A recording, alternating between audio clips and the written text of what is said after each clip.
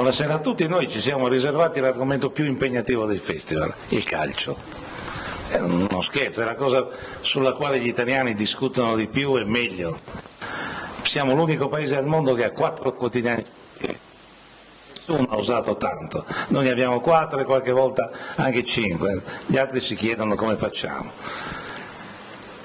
Oggi a parlare di calcio, ma non soltanto di calcio giocato, tanto aspettiamo che arrivi Renzo Olivieri, che è una personalità del calcio, non solo per quello che ha fatto come calciatore, come allenatore, adesso come presidente degli allenatori, ma anche per l'impegno morale che mette nello svolgere questo suo ruolo. Oggi a parlare di calcio abbiamo 2 specialisti, apparentemente estranei al gioco del pallone, in realtà profondi conoscitori del gioco del pallone. Uno è Alessandro Di Chiara, qui alla mia sinistra, che ha scritto un libro intitolato Paideia, cenni per una filosofia dell'esistenza come gioco, e quindi introduce nella apparente futilità del gioco, e l'altro è il professor Elio Matassi, però pensando al pallone era meglio Marassi, come no, almeno era già la storia di un campo. Ha scritto 2 libri, uno è La pausa del calcio e l'altro è La filosofia del calcio. Perché? Perché sostengono entrambi che il calcio non sia soltanto un gioco o un semplice gioco, ma sia qualcosa di più profondo, di diverso, che sia una cosa che ci coinvolge e che in fondo spiega anche non solo molti comportamenti ma anche la società. Io volevo partire da due fatti letti sui giornali di questi giorni e poi ritorniamo sul... Mi ha colpito moltissimo uno striscione che c'era a San Siro domenica, dove l'Inter le ha prese dalla Roma, la Roma di Zeman. Ebbene, lo striscione scritto dai tifosi interisti, e non credo soltanto per odio con gli juventini, diceva: grazie Zeman, eroe del calcio pulito. E quindi in questo calcio pulito c'era già un giudizio filosofico, etico, morale. L'altro è legato a un fatto di cronaca. Il Tribunale ha condannato Inter e Telecom, guarda l'Inter un'altra volta, a pagare €1 milione, cioè qualcosa come 2 vecchi miliardi, a favore dell'ex calciatore Bobo Vieri, perché era stato non soltanto pedinato, ma anche spiato e intercettato per capire cosa faceva al di fuori del campo di calcio. Quindi 2 storie così abbastanza importanti che riguardano questo mondo del calcio e alla fine così spiegano se c'era bisogno di una filosofia del pallone. E allora intanto andiamo avanti col primo giro e poi continuiamo con le domande. Allora, io dopo questa, sollecitazione del nostro amico Pittalis faccio un piccolissimo passo indietro. Dico perché ad un certo punto mi sono deciso ad intervenire, ricordava Pittalis, con questi miei 2 saggi: il primo la pausa del calcio, il secondo la filosofia del calcio. Diceva Pittalis giustamente che nel calcio ci sono tanti aspetti, lui ne ha citati alcuni, tanti aspetti degenerativi che partono da lontano. Lui ne ricordava alcuni della cronaca più vicina a noi, ma insomma, come dire, noi abbiamo alle spalle Calciopoli, la rivisitazione di Calciopoli, il calcio delle scommesse. Io ricorderei anche il fair play finanziario, perché ho letto non più tardi di un mese fa un interessante articolo sul Corriere della Sera a firma di Alberto Costa, nel quale si sosteneva esattamente questa tesi, e cioè quelli che seguono almeno il calcio sanno che questa squadra francese, il Paris Saint-Germain, negli ultimi 2 mesi ha fatto una campagna acquisti così, di dimensioni economiche così folli da violare completamente i presupposti stessi del fair play economico che Monsieur Platini, che dirige la Federazione Internazionale aveva promosso. Ora, in questo articolo, e a firma sempre, lo ripeto, di Alberto Costa, si sostiene che Messie Platini non farà assolutamente nulla contro il Paris Saint-Germain perché il capo dell'organizzazione che cura gli affari e quindi ispira la campagna acquisti del Paris Saint-Germain è suo figlio Laurent Platini. Ora, è anche, quindi, come dire, lo stesso promotore del fair play finanziario che promuove per gli altri il fair play finanziario, poi, come dire, attraverso il figlio gestisce una società francese che viola clamorosamente quello che lui predica per gli altri. Allora, vedete, tutto questo non funziona assolutamente. Però, ecco, questo non funziona. Allora, io sono convinto che, mi occupo di filosofia, che la filosofia non possa comunque, adesso al di là di questi aspetti degenerativi, non possa non occuparsi del calcio, perché il calcio è un fenomeno rilevante della nostra società contemporanea. E quindi una filosofia che ha un serio impegno militante non può, solo per un pregiudizio intellettualistico, come dire, non occuparsi di una dimensione, perché questa dimensione la ritiene molto popolare. Perché allora io faccio questo esempio che mi sembra l'esempio più convincente. La filosofia, sin dalle sue origini, si è sempre occupata delle dimensioni popolari del suo tempo. Aristotele, che si è occupato della tragedia, parlava della tragedia, rifletteva sulla tragedia, perché nel tempo di Aristotele la tragedia era un genere popolarissimo. Kierkegaard, un pensatore moderno di straordinaria attualità, che, come dire, che qualcuno definisce un figlio ingrato di Hegel, perché ha comunque l'impianto hegeliano contro cui vuol polemizzare a monte, quando in una sua celeberrima opera, Out Out, cerca di approfondire la dimensione estetica, si riferisce a Mozart come musicista, come compositore, al Don Giovanni come opera, perché in quel momento specifico Mozart come musicista e il Don Giovanni di Mozart godevano di una popolarità straordinaria. Quindi la filosofia si è sempre occupata delle dimensioni popolari. E anche poi, dobbiamo dircelo seriamente, le nozioni di popolare e di classico sono nozioni non immobili, non irrigidite, le variano con il variare del tempo. Ciò che è popolare in una certa epoca può diventare classico in un'altra epoca, ovviamente. Quindi, come dire, non dobbiamo assolutamente irrigidirsi su pregiudizi di questo tipo. Ora, questo non significa chiudere gli occhi, come ricordavo. Sul Grande Fratello. Sì, appunto, non possiamo assolutamente chiudere gli occhi su quello che diceva Vitale, su quello che io ho ricordato all'inizio, cioè dobbiamo essere in grado di valutare quelli che sono gli aspetti degenerativi del calcio e quelli che invece sono gli aspetti positivi del calcio. Allora io ho scelto questo tipo di impostazione, l'impostazione filosofica. Perché? Allora stiamo attenti almeno a questo, perché già in questo c'è una precisa forma di impegno.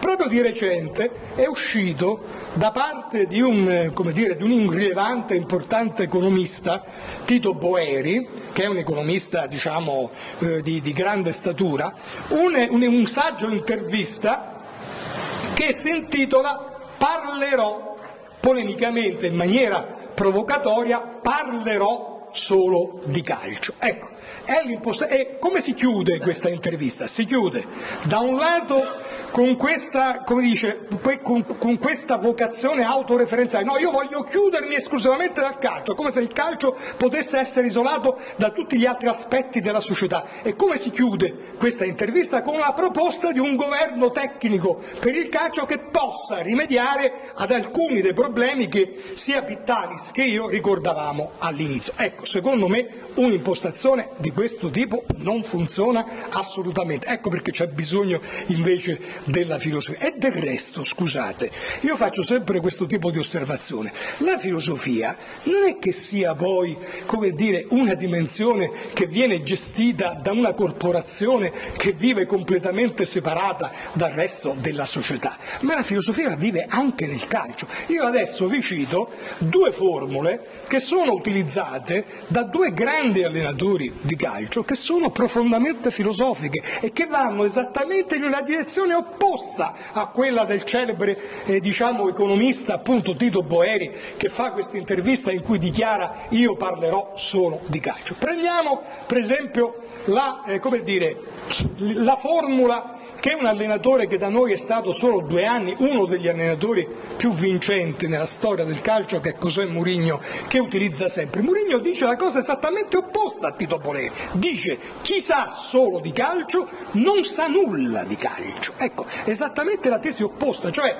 sostenendo che cosa? Che in fondo noi non possiamo assolutamente chiuderci per capire che cos'è il calcio all'interno del calcio. Guai se commettessimo un errore di questo tipo, perché ci precluderemmo non solo la conoscenza di ciò che il calcio non è, ma dello stesso calcio. Se noi ci chiudessimo nel recinto difensivo di ciò che il calcio rappresenta, isolandolo da tutto il resto, non capiremmo neanche il calcio. Ma badate, è una formula pregnantissima, perché ognuno di noi, potrebbe applicarla alla propria attività. Come io mi occupo di filosofia, è come se dicessi chi sa solo di filosofia non sa nulla di filosofia, ma è profondamente vero. Chi sa solo di letteratura non sa nulla di letteratura, cioè questo per dimostrare che cosa? Per sostenere che cosa? Che qualsiasi attività, qualsiasi dimensione, qualsiasi riflessione, se non stabilisce delle relazioni non solo all'interno ma all'esterno,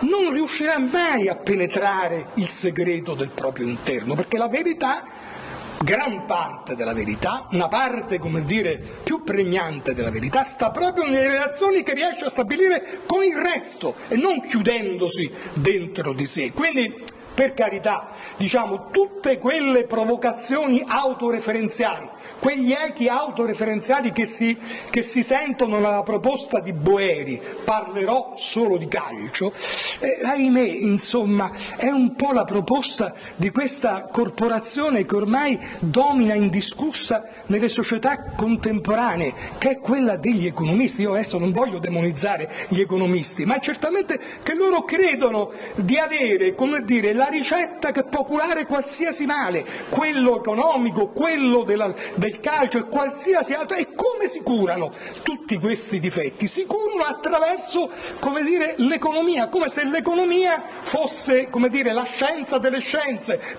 no, mi dispiace, non funziona, finché la nostra società, finché il calcio non avranno capito quello che, badate bene, aveva capito colui che ha fondato l'economia politica moderna, che è Adamo Smith. Non hanno capito, e badate bene, che Adamo Smith era contestualmente e contemporaneamente professore di filosofia morale e di economia politica, che se cioè non c'è un rapporto strettissimo tra l'economia e l'etica, e anzi è l'etica che precede l'economia e non viceversa, non l'economia che precede l'etica. Finché non si sarà capito fino in fondo questo, non funzionerà né la società né il calcio. Quindi io mi muovo in una direzione completamente diversa da quella da Boeri, che è riecheggiata in parte nella formula di Mourinho, che è riecheggiata in parte, adesso potrei pure citare Arrigo Sacchi, altro che altrimenti Mourinho passo per tifoso. Mourinho è allenato per 2 anni, quindi Arrigo Sacchi non ha mai allenato nella sua vita all'Inter, anzi ha fatto vincere la squadra cugina di Milano, il Milan. E anche Sacchi, quando dice: ma in fondo un allenatore di calcio viene considerato molte volte come una persona completamente, essendo esterna al gioco, non partecipando direttamente alla competizione, viene sempre considerato come in fondo irrilevante, perché non gioca, non decide del risultato. E dice Sacchi, osservazione molto intelligente, ma questa è un'argomentazione che è abbastanza analoga a colui che in fondo presumesse che un regista cinematografico o un regista teatrale o un direttore d'orchestra, che non partecipano direttamente né all'orchestra né allo spettacolo teatrale né al film né allo spettacolo, siccome non vi partecipano direttamente, sono irrilevanti rispetto al risultato che quel film, quello spettacolo teatrale, quella recita musicale possono ottenere, ma questo è assurdo. Ora però badate bene che questo problema è un problema squisitamente filosofico.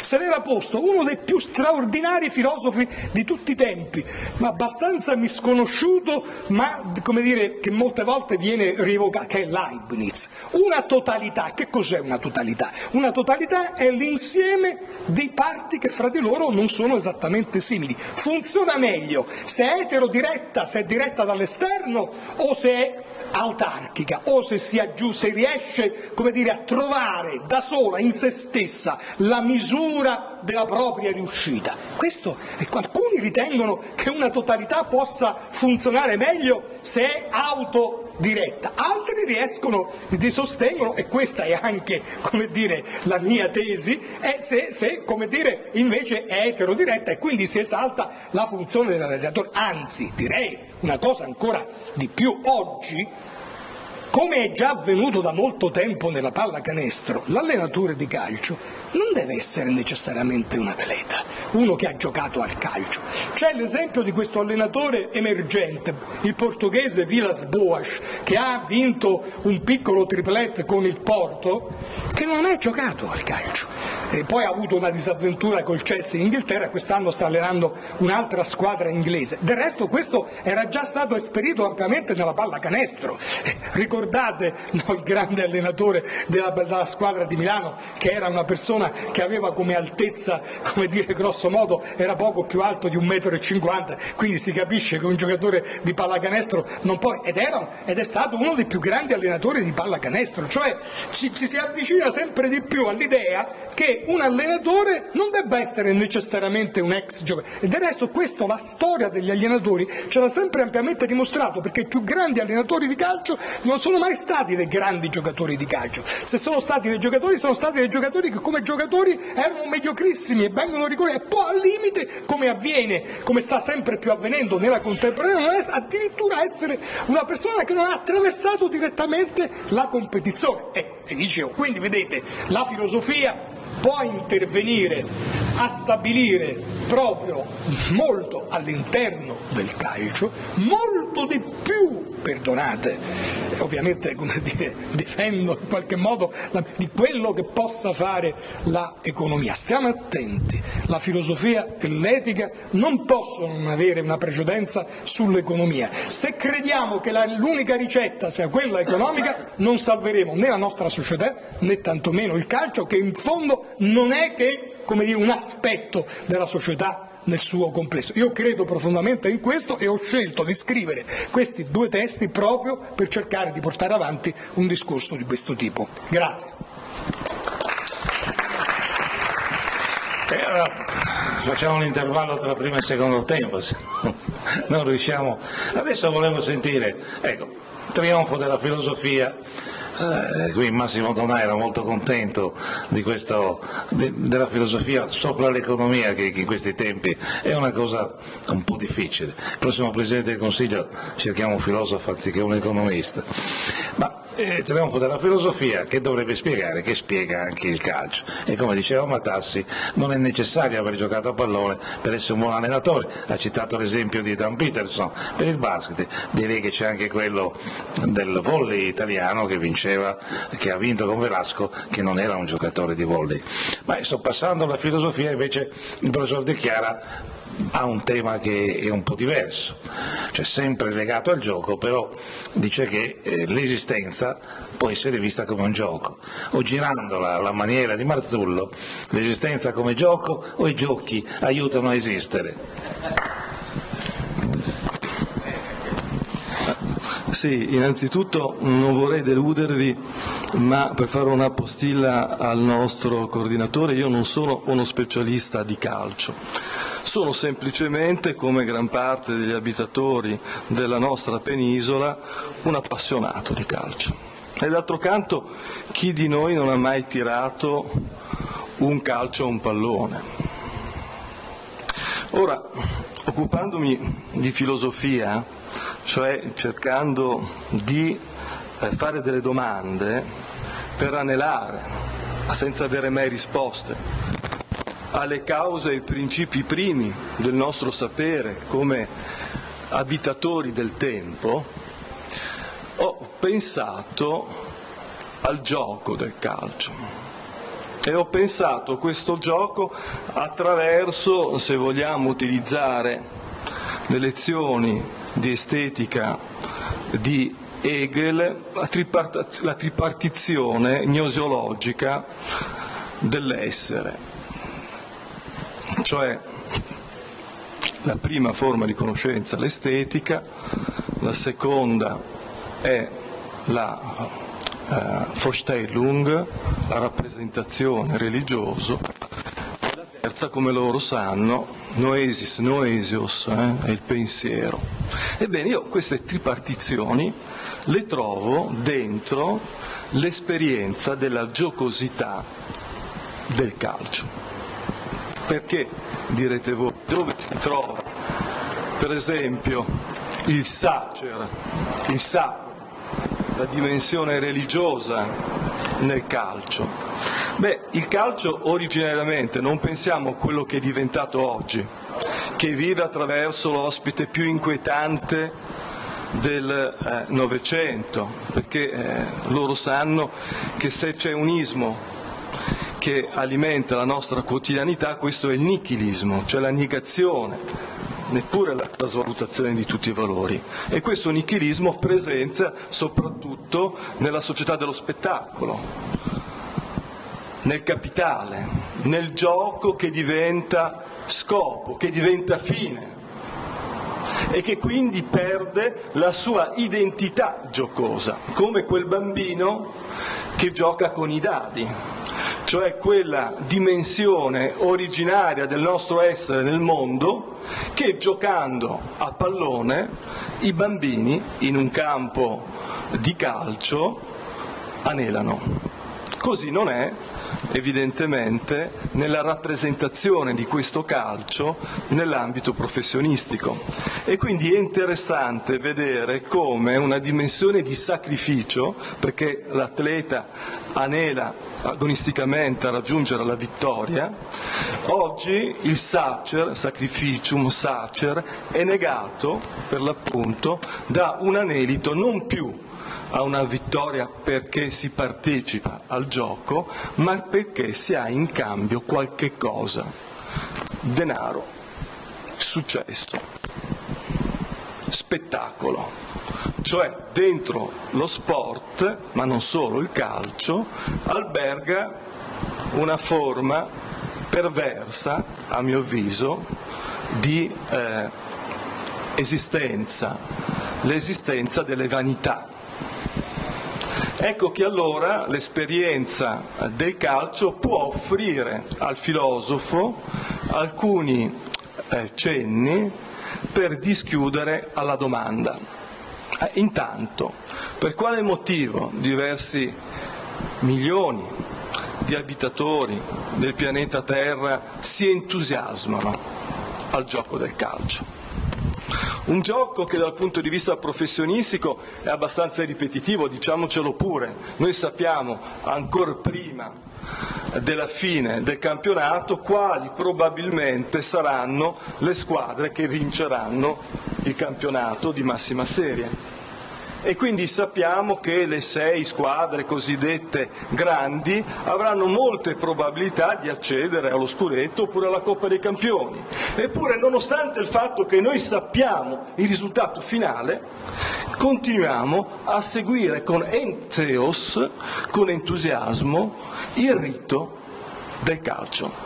Lo seguiamo non solamente partecipando alla liturgia laica della messa del calcio, la partita, ma attraverso anche l'attenzione, la lettura, l'ascolto quotidiano, settimanale di ciò che precede l'epifania del calcio, utilizzando tutti i mezzi di comunicazione.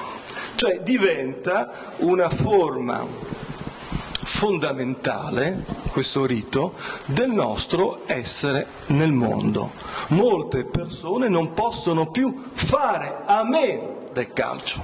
Il calcio è una sorta quindi di fede laica, con i suoi riti, con la presenza io direi quasi teofanica del divino, non solo nel momento del gol, che è ciò che racchiude, se vogliamo, la catarsi estetico-religiosa di questa manifestazione sacra, ma in ciò che precede addirittura la partita. Perché il tifoso, e in modo particolare l'ultras, è una sorta, se vogliamo, di fondamentalista di una religione laica che è appunto il gioco del calcio. Ora, il problema, direte voi, è che questa ermeneutica del football non la troviamo nell'ambito dei media che siamo soliti leggere, come ricordava il nostro coordinatore, nei quotidiani, addirittura 4 nazionali, o nelle emittenti televisive che seguono in diretta non solo la partita, ma addirittura ciò che precede la partita, gli allenamenti, fino a scandagliare nei recessi dell'anima del calciatore. No, c'è qualche cosa ancora di più di questo. C'è un desiderio, e qui dobbiamo tornare alla dottrina platonica, proprio di Zamazen, di meraviglia del gioco del calcio. D'altro canto, il simbolo che rincorriamo è la perfezione di una sfera, che testimonia nella dottrina sapienziale l'armonia delle parti. Quindi 22 giocatori che anelano al possesso di ciò che dischiude alla pienezza del tempo, la sfera. E ognuno lo fa attraverso una messa in gioco della sua persona, che rappresenta o dovrebbe rappresentare un'identità, una lingua, una tradizione, un costume, una regione, una città, ma che purtroppo il calcio contemporaneo ha degradato a mercificazione. Cioè i giocatori oggi fondamentalmente non sentono più la bandiera, non si sentono più partecipi e non conoscono la storia di quella città che rappresentano nel momento simbolico della partita, ma soprattutto sono dei professionisti che nell'arco di poche settimane, il mercato è quasi sempre aperto, no? Da agosto e poi di nuovo la sessione invernale di gennaio, possono cambiare per denaro facilmente maglia, eludendo le attese non solo dell'ultras, ma diciamo del tifoso che anela viceversa quasi un legame ancestrale del giocatore con quella maglia. Eppure tutto ciò oggi, nell'epoca della civiltà dello spettacolo, del niilismo, questo non avviene. Ecco che allora una metafora dell'esistenza come il calcio suscita diverse domande. Perché se il sacrificio non si trova nell'esperienza sportiva, dove lo cogliamo? L'ethos, se non alberga nell'esperienza olimpica del gioco, dove si nasconde? Ecco, allora vediamo che siamo innanzi a una società della tecnica, che promette molto, ma che pochissimo riesce a mantenere. Cioè la tecnica vuole, dell'epoca in cui tutti gli dei sono scappati, rappresentare l'omnitudo realitatis, la pienezza del nostro hic et nunc, il nostro qui e ora, però non riesce a donare amore, sacrificio, partecipazione, sentimento, cioè quegli elementi costitutivi della persona tifoso, che poi rappresentano anche la nostra partecipazione a un'opera d'arte, non solamente un'esperienza sportiva, a una liturgia sacra, non solamente una partita. Quando noi parliamo di fede, quando parliamo di sentimento, quando parliamo di partecipazione emotiva e razionale, coinvolgiamo tutte le capacità conoscitive dell'umano. Ebbene, l'esperienza calcistica dischiude questa gnoseologia. Come fare allora a recuperare? È possibile recuperare questi valori? Ma io fondamentalmente, non vi nascondo, sono abbastanza pessimista. Non credo che sia possibile tornare indietro per andare avanti. Credo che il calcio rappresenti al meglio gli aspetti perniciosissimi dell'epoca del capitale e della tecnica. E quindi in filigrana possiamo utilizzare questa metafora per scandagliare nei recessi della nostra comunità. Forse non c'è una soluzione quindi per recuperare la giocosità di questo sport, cioè la mancanza di uno scopo, di un utile, però c'è la necessità di confrontarci con questo sport per cercare di trasmettere attraverso anche i commenti di voi giornalisti una possibilità d'accesso al pensiero filosofico attraverso delle metafore elementari della nostra esistenza. Se noi riuscissimo quindi a interpretare questo gioco attraverso alcuni aspetti di pedagogia della conoscenza, forse l'evoluzione della nostra specie potrebbe avvicinarsi a una possibilità conoscitiva che ancora oggi non c'è. Grazie.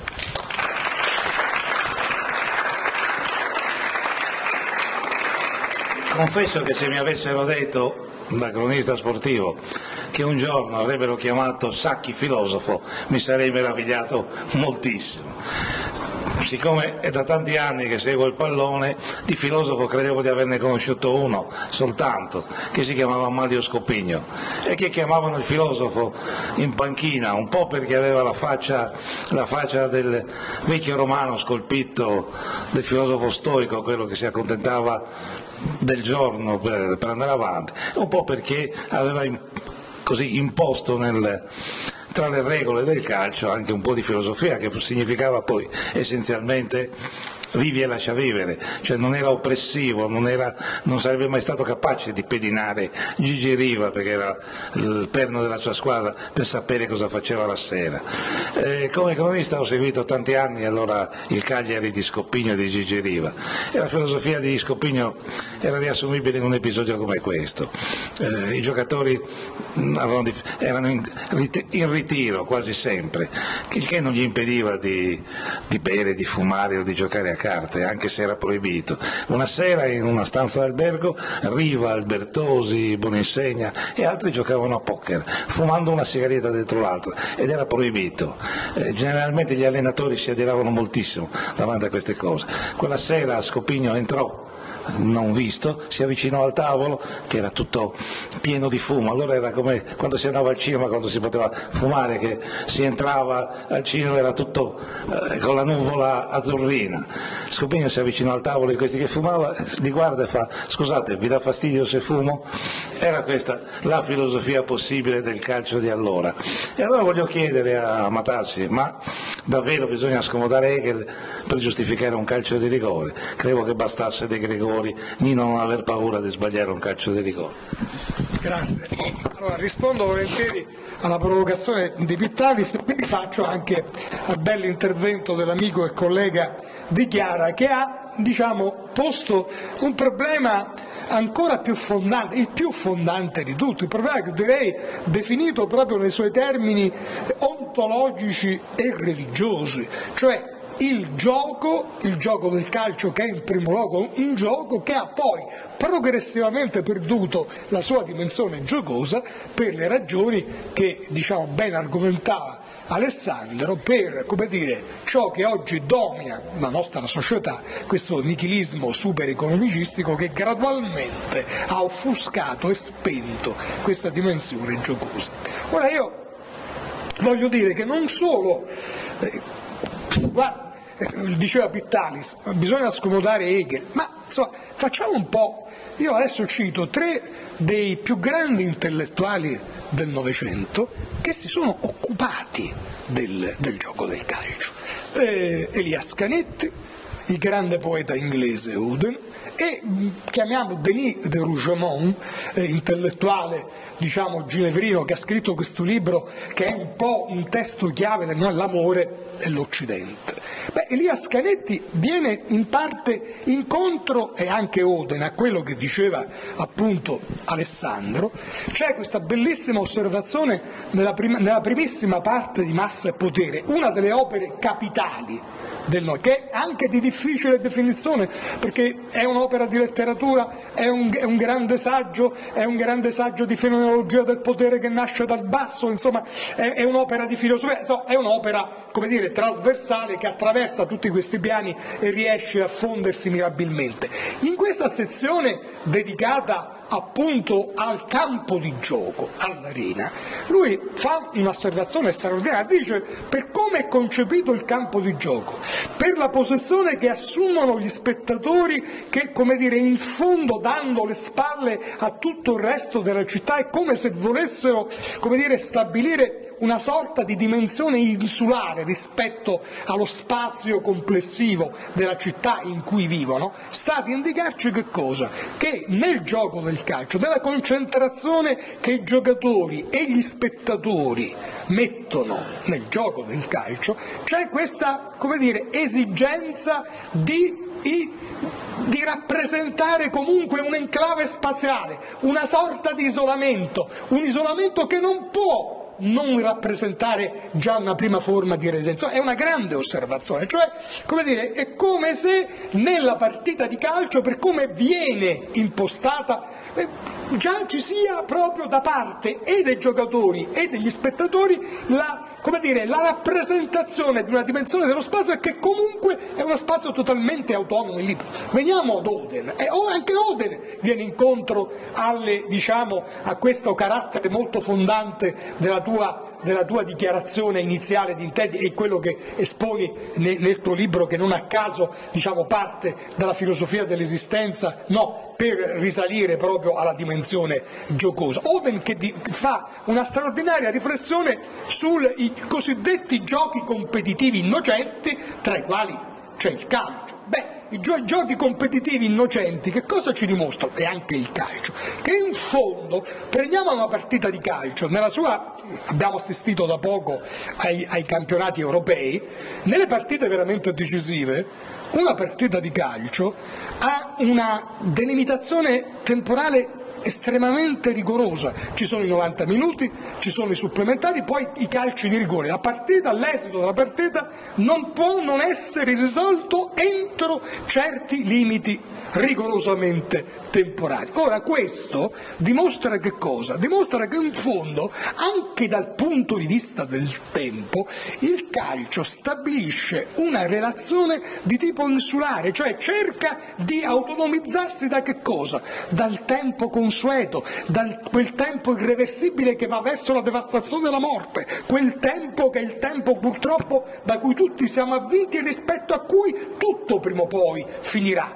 Invece la partita, per come viene concepita, per come viene strutturata, per il suo esito, rappresenta anche da questo punto di vista una dimensione insulare. Badate bene, questo è molto interessante, è quello che i romantici dicevano della musica. I romantici della musica attribuivano alla musica proprio questa straordinaria caratteristica di essere un'eccezione rispetto al tempo, tant'è vero che Novalis definirà la musica con questo straordinario ossimoro delittuosa innocenza, cioè una innocenza che trasgressiva rispetto a che cosa? Ai limiti imposti dalla irreversibilità del tempo consueto, del tempo cronologico. E il calcio, anche il calcio, da questo punto di vista esprime questa esigenza di innocenza trasgressiva. Quindi sono tutti valori che vanno nella direzione così, radicalmente ontologica con cui tu hai cominciato stasera questo nostro dialogo. E poi Denis de Rougemont. Ma Denis de Rougemont è un grande personalista che ha scritto, vi dicevo, L'amore e l'Occidente, questo grande paradigma del Tristano Isotta, l'amore come passione che non potrà mai essere istituzionalizzato, e scrive anche un bellissimo saggio nei suoi anni genevrini sulla morale del football, in cui già intravede questo, perché appunto va nella stessa direzione tua, cioè in fondo il gioco del calcio è espressione di questo amore assoluto che è difficile poi irrigidire, come di fatto oggi poi è stato irrigidito. E noi lo verifichiamo, abbiamo avuto un grandissimo esempio proprio di recente. Pensate, qui dico una cosa che è molto gradita e molto cara all'amico Alessandro che è tifoso del Genoa. Pensate come alla fine dello scorso campionato, credo l'ultima partita che il Genoa, o la penultima, che giocava in casa, ad un certo punto un gruppo di tifosi ha interrotto la partita e ha polemicamente chiesto ai propri giocatori la restituzione della maglia, che ha un valore simbolico grandissimo. La maggior parte, diciamo, del giornalismo italiano e la maggior parte dei commentatori hanno visto in questo un atto di violenza. Non era un atto di violenza, era invece molto più, come dire, in maniera molto più convinta, il senso di un'appartenenza che si riteneva tradita, cioè la maglia è un simbolo di una città, di un'espressione che, tradita dai propri giocatori, i tifosi volevano restituita perché appunto quei giocatori ne calpestavano il valore. E allora io dico, faccio questo esempio conclusivo per finire questo discorso, ma scusate, prendo due giocatori di calcio che sicuramente tutti conoscono molto bene. Uno è anche uno straordinario, come dire, straordinanza, è un ottimo giocatore, un grande giocatore, di Ibrahimovic. Beh, pensate un po', Ibrahimovic è un giocatore di calcio che ogni 2 anni, ogni 3 anni, in media 2-3 anni, cambia maglia, e lui ogni volta che sceglie una squadra bacia la maglia, dice che quella è la maglia definitiva, poi prontamente dopo un po', come dire, si prepara a tradire, ma lo fa in nome di quale fede? Dell'ingaggio, del denaro. Cioè Ibrahimovic io lo definisco l'interprete più compiuto del nichilismo super economicistico che ci domina, cioè è un cavaliere senza fede, cioè la sua fede è l'ingaggio. Dall'altra parte però nello stesso mondo del calcio abbiamo grandi esempi. Prendete, io non sono tifoso della Roma, come io vivo a Roma ma non sono tifoso della Roma, De Rossi. De Rossi, certo, ha avuto anche lui dalla Roma, ma De Rossi ha sempre scelto di giocare esclusivamente con la maglia della Roma.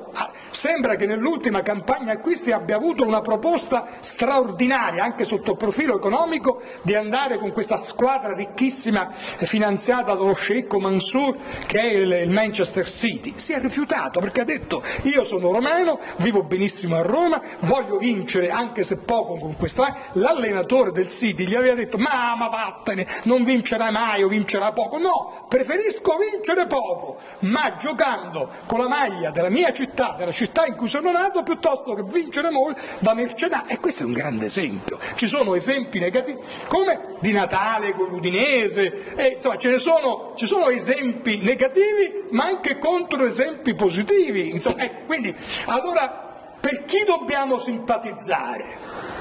Ecco, quindi, come dire, nel calcio, all'interno dello stesso calcio, giustamente l'amico di Chiara è un po' pessimista, insomma certamente non si può essere molto ottimisti, ma sicuramente il pessimismo e l'ottimismo, io qui adesso diciamo faccio la battuta all'amico Pittalis, caro Pittalis, è vero che l'attuale nostro Presidente del Consiglio è un grandissimo economista, però dia retta a me, il pessimismo e l'ottimismo non ce lo darà mai un grande esperto di economia, perché un grande esperto di economia non potrà mai risolvere partendo proprio dal profondo, cioè perché è dal profondo che bisogna partire. L'economia è un effetto l'effetto e noi cerchiamo di curare gli effetti non curando la causa, dobbiamo andare alla causa originaria, non possiamo limitarci agli effetti, e la causa originaria è quella che segnalava appunto Alessandro, sta nella degenerazione, della perversione di un gioco che non è più un gioco, dell'uomo che si esprimeva attraverso il gioco, perché il gioco gli era la dimensione più naturale, che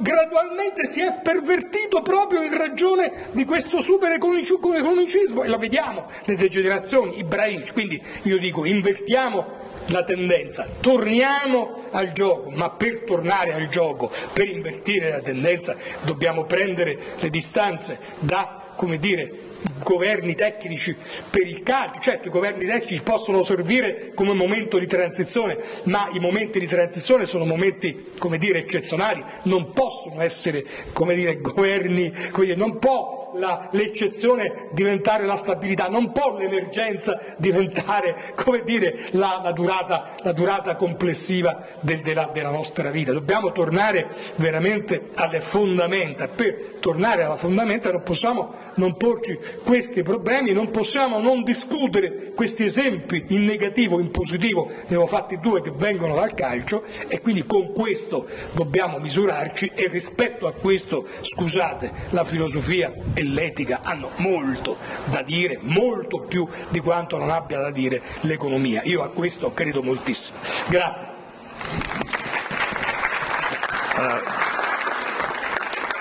Visto che stiamo avvicinandoci ai tempi supplementari, allora facciamo anche una domanda di Chiara. Prima volevo dire perché Ibra è così ricercato, perché ovunque vada vince. Il primo anno in cui Ibra veste la maglia di una squadra normalmente vince lo scudetto e anche il titolo di cannoniere, quindi è ricercato per quello, lo pagano per quello. Però volevo chiedere una cosa, si è parlato di etica, si è parlato di giocatori che non sono più legati alla maglia, si parla di doping, si parla di calcio scommesse, se si vuole assistere a uno spettacolo deteriore basta andare in un campetto dove giocano i bambini per vedere non i bambini ma i genitori e capire cosa c'è dietro spesso questa nuova filosofia del calcio, perché ho visto genitori attaccati alle reti gridare ai figli spezzagli la gamba, cioè bambini di 6 anni. Ecco. Però nonostante tutto, ecco la domanda di Chiara, siamo legati a questo gioco, cioè il pallone è sempre il pallone, il rito del pallone, il mistero del pallone, tutto va bene ma la palla è rotonda. Ecco, come mai siamo legati ancora al calcio? No, questa è una bella domanda perché va a toccare la radicalità del problema. C'è un filosofo, René Girard, che scrive un bel saggio su il sacro e la violenza. Siccome tu parlavi appunto di questa attitudine dell'uomo a vincere usando anche mezzi illeciti, perché nel tempo sappiamo che l'uomo desidera il successo, il riconoscimento, desidera trovare la sua identità oltre un gruppo di appartenenza e ogni mezzo per farlo, anche quello illecito, diventa lecito. Lo vediamo in tutte le fasi della nostra crescita, se tale si può definire, antropologica. Quindi non solo nello sport, nella politica, viene facile a dire, nella politica, ma lo vediamo anche nella fenomenologia del nostro quotidiano, nell'amministrazione della nostra vita, cioè cerchiamo sempre delle strade più brevi per arrivare alla meta, quindi non torniamo in noi stessi, ma cerchiamo velocemente di raggiungere l'obiettivo. Spesso quando abbiamo l'obiettivo in mano, l'Augenblick, l'istante che vogliamo che si fermi nella sua goetiana bellezza, la mano è vuota, non c'è più nulla. Non c'è più nulla perché abbiamo raggiunto quel qualcosa che in realtà non meritiamo.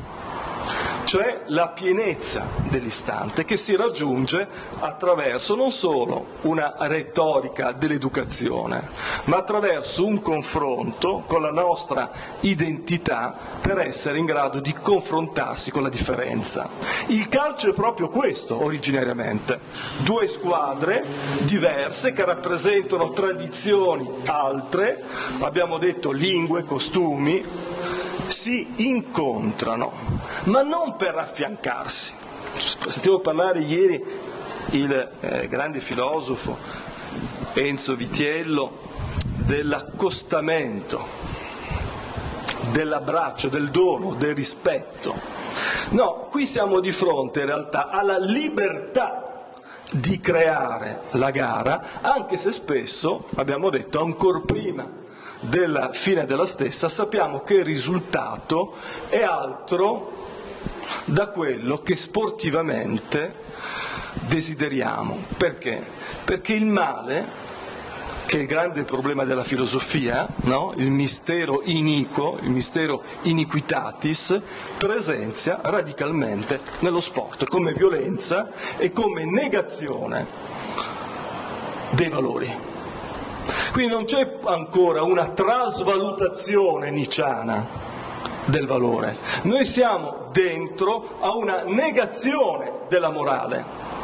E questa negazione della morale avviene utilizzando mezzi illeciti nel costume della nostra vita, non solo nello sport, e che dovrebbe essere la grande metafora. Allora pensiamo, se la grande metafora dell'ethos, del sacrificio, alberga questa perversione, questa violenza, quanto può essere la cartina tornasole della nostra esperienza qui e ora nella Terra. Vedete che in maniera quasi ineludibile mi trovo a parlare con voi di un problema centrale della filosofia, della religione, della metafisica. Io ho parlato del male. E qui ci sono dei grandi filosofi che sanno che non c'è nessuna risposta innanzi a quello che Kant definisce il baratro della ragione, il problema del male, unde malum. Da dove viene il male? Ecco, io credo che il tentativo della filosofia, se vuole cercare ancora di dischiudere delle domande attraverso lo sport, sia di leggere anche nell'esperienza del calcio la radicalità della domanda teoretica. Perché il soffrire? Perché il male? E da dove arrivano? Se noi non iniziamo a scandagliare nei recessi di questa domanda, non possiamo leggere il calcio, la nostra esperienza di abitatori del tempo, consapevoli, responsabili e liberi.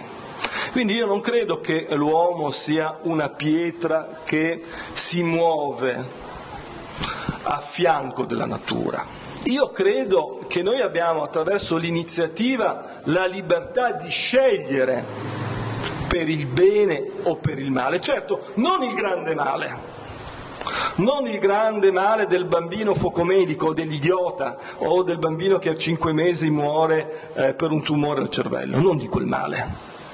Abbiamo la possibilità però di accettare quel male per trasformarlo in ethos, in sport, in calcio vero, in responsabilità, in amore, liberamente scegliendo di accedere all'etica consapevole dell'invocazione al gioco come scambio di differenze, dove la tua differenza è necessaria per la mia identità. Ecco, allora se noi iniziamo di nuovo a confrontarci attraverso questo sport meraviglioso, non abbiamo parlato questa sera degli aspetti estetici del calcio, adesso vorrei anche invitare, abbiamo un estetologo come il professor Donà a dirci qualche cosa, perché certamente quando vediamo una rovesciata del tuo Riva o adesso di Cassano esaltiamo come un atto estetico, come un'opera d'arte che ci rapisce, come la 111 di Beethoven, come il Tondodoni quando andiamo agli Uffizi,